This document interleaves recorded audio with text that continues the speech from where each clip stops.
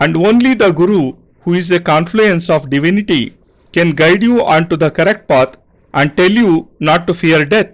He shall tell you that there is no need to arm yourself with guns and spears or to close yourself in your house in order to conquer death. To defeat death, you have to resort to the process, that is sadhanas. Shariram sadhayati, that is, only the person who can control his body and the whole universe can conquer death.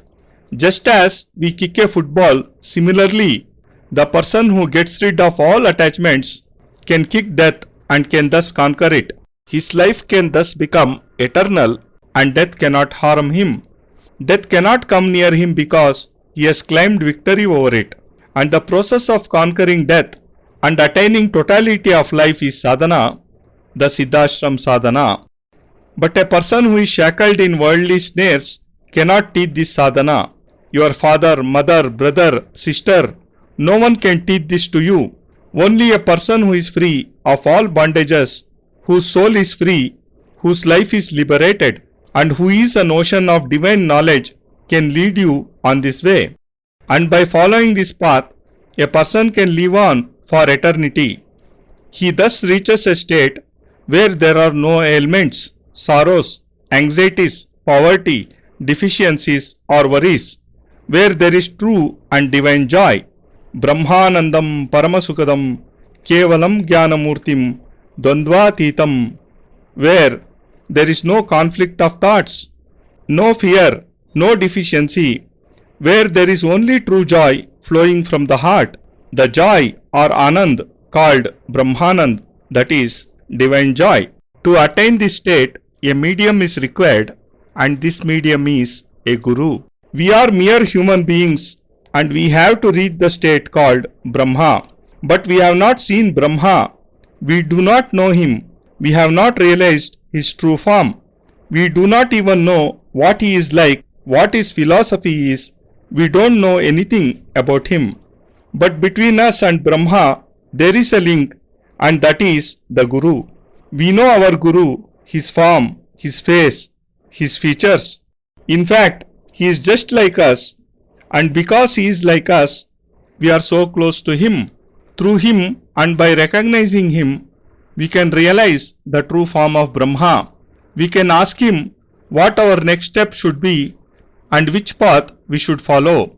Yama says to Nachiketa, if you want to attain totality of life, if you want to become accomplished and siddha in life, if you want to awaken your kundalini and thus wish to attain the state of Brahmanand through Kriya Yoga, then you should first take a guru in your life.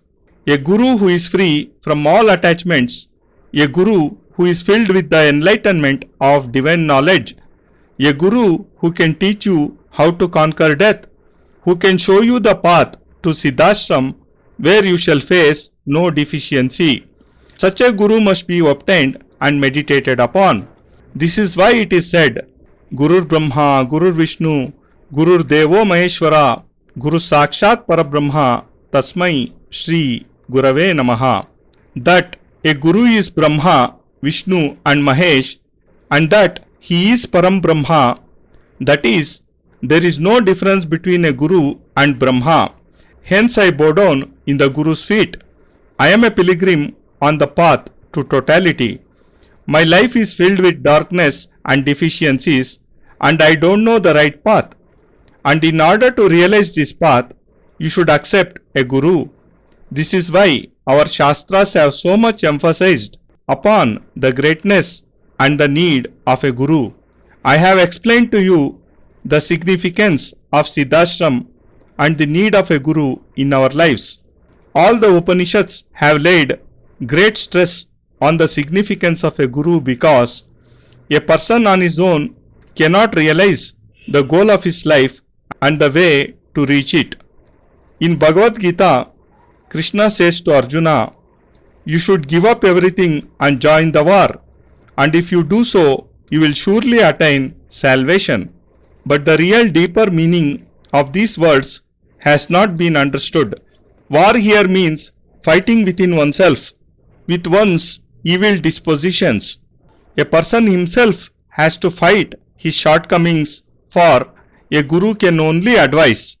A person should try to realize what the deficiencies in his life are, how he can attain success in life, and he shall have to fight all bonds.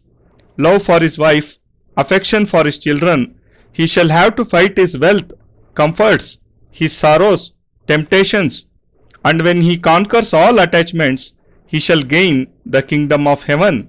This is why Krishna said, you have to fight and win. And this is what I am saying to you.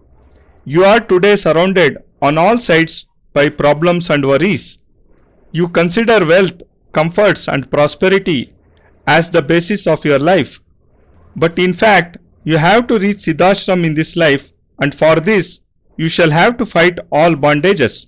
It is easy to subdue and conquer everything, but it is almost impossible to achieve victory over the 5 vices, that is, kama, sexual desires, krodha, that is anger, lobha, that is greed, moha, that is infatuation, and aham, that is the ego. A person's sexual desires never die out. He cannot curb his anger, he cannot give up greed, he cannot free himself from infatuation, and he cannot subdue his ego. And we have to constantly fight these 5 vices.